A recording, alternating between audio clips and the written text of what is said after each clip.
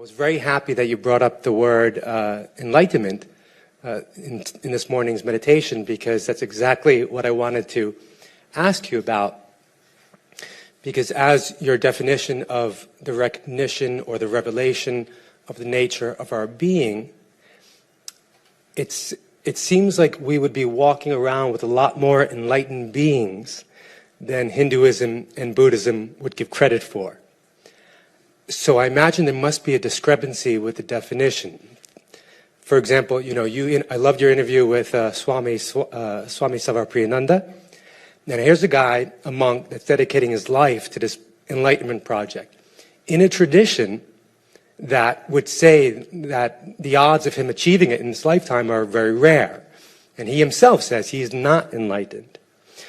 So I don't want to be too provocative, but it would go a long way to dismiss the notion of an extraordinary, rare experience that this is. If, for example, you were to answer the question, are you enlightened? Only being is. No person is ever enlightened. And being is not enlightened, because being just is the light of the self. You see, it's Anthony? Yes. You're asking me something, Anthony, you're asking me about enlightenment. I tried to discredit the whole idea of enlightenment this morning. I tried to get rid of the idea that enlightenment is some extraordinary experience for 1 in a million people. I just don't think like that. I don't think that I'm enlightened as a person. I don't think Ramana Maharshi was enlightened as a person. I think being is the light of the self, and I think it shines equally brightly in all people. When I look at you, it's all I see is just 100 and, how many are we? 110, 120 enlightened beings. It would be an insult to you to think of you as anything else. It would be a denial of God's being. It would be a denial of truth. It would be a denial of reality to see you as anything else. I don't think there are any people, individual people, either to be enlightened or not to be enlightened. I just think there's being.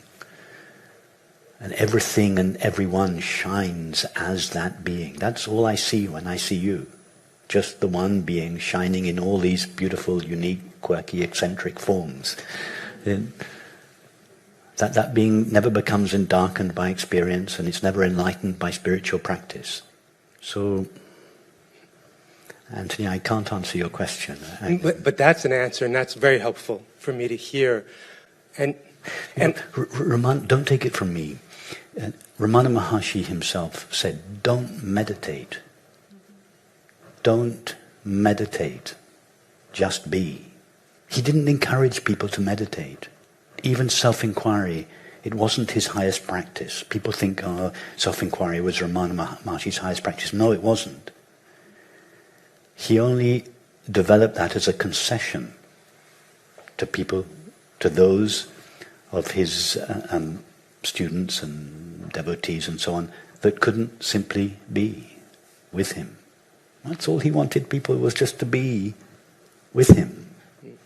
And then as a concession to those that insisted that they give him that he give them something to do, he said, okay, practice self-inquiry. If you have to do something, practice self-inquiry. But it wasn't his highest method. It was a concession, a beautiful concession, and a valid one, and one, as you know, the book that I've just, a concession that I'm willing to make and often do make. But as those of you that have been around the teaching for a number of years have realized, I make that concession less and less. 5 years ago, all we did was self-inquiry. Now, very rarely. We do what we did this morning. The art of laziness. The art of being. Doing absolutely nothing. Just being. Don't meditate. Just be. And being is never darkened by experience and never enlightened by practice. So what I said this morning about giving up the idea of enlightenment, I really meant it. I really meant it. Give up the idea of enlightenment. Because enlightenment is predicated on the belief that we are unenlightened individuals. That's blasphemy. That's very helpful, and I appreciate that direct answer. And I get it all conceptually. I get it all. And the problem with me and a lot of us spiritual seekers is that, well, for me at least, I can speak for myself, I don't believe it. I don't necessarily believe it. I still identify very much with my limited, separate individual self.